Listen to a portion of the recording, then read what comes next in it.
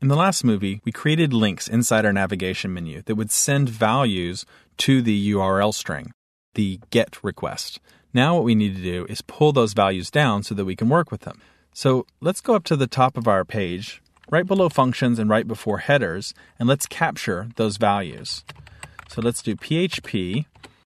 If you remember how we did this when we were working with links and get values, we said that it was always a good idea to check and make sure that the value was there first.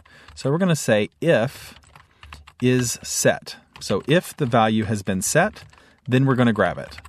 And the value is stored in the superglobal get, and it's going to be called subj if it exists.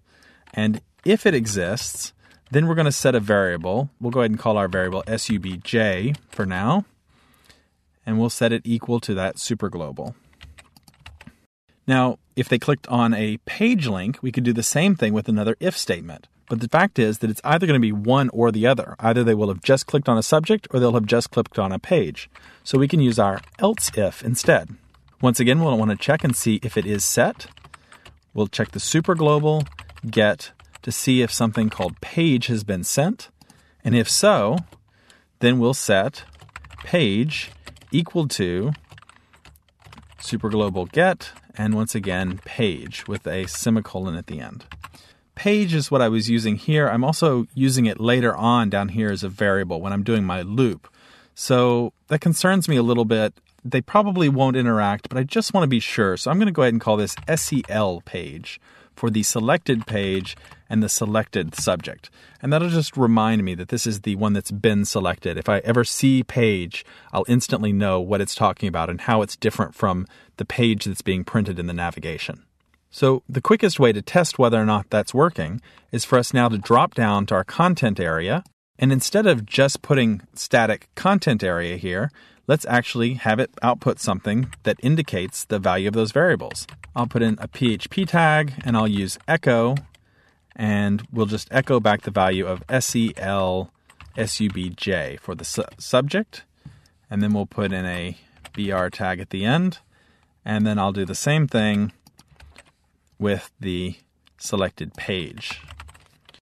If you think back to when we first talked about variables, you can think about what's actually going to happen here. There's going to be a problem. And the problem is that we're echoing values that may not exist. We went ahead and said, if this is set, then set this value. But what if this is not set? Then selected subject never gets set.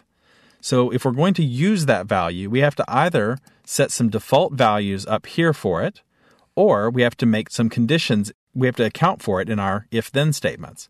I'm going to go with the second approach. And so I'm going to say that the selected page is going to be equal to nothing. And I'll do the same thing for subject. If we haven't gotten anything back, I'll say that the subject is equal to nothing. And then in the case that neither one has been selected, when we first come to this page, we'll need a final else statement. And that's going to have to say both of these, that the subject is equal to nothing and the page is equal to nothing.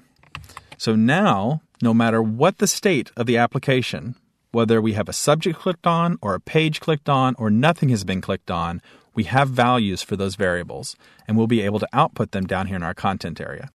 Let's go ahead and load that up and just see if we've got this much working before we go any further. Switch back to Firefox. Let's click on our history link. I got 1 back. If I click on About Widget Corp, I got 1 back, but it's in a different place because it's the subject. Products should give me 2. This gives me 3. That gives me 3 as a subject. You can see the difference between where they move. So it is working now. It's pulling down those variables and it's working. This kind of incremental testing as you develop is key. Make sure that one part works before you start adding other layers on top of it that are just going to complicate it. Just switch back to your browser, test it, and then go back and do more.